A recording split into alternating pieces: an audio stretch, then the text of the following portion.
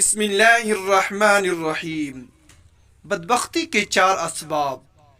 حافظ ابن کثیر رحمہ اللہ نے تفسیر ابن کثیر میں حضرت انس رضی اللہ عنہ سے مسند بازار کے حوالے سے ایک مرفوع حدیث نقل کی ہے، جس کا خلاصہ یہ ہے کہ جناب نبی اکرم صلی اللہ علیہ وسلم کا ارشاد گرامی ہے، اربع من الشقاء، کہ بدبختی چار چیزوں سے ظاہر ہوتی ہے۔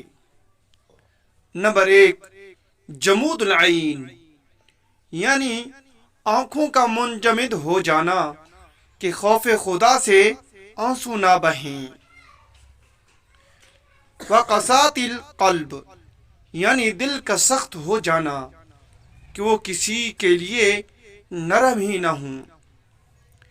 وطول عمل، یعنی آرزو کا لمبا ہو جانا کہ وہ موت کو ہی بھول جائے۔ نمبر 4، وحرص علی الدنیا، یعنی دنیا کی حرص کا پیدا ہو جانا کہ وہ آخرت کو ہی بھول جائے۔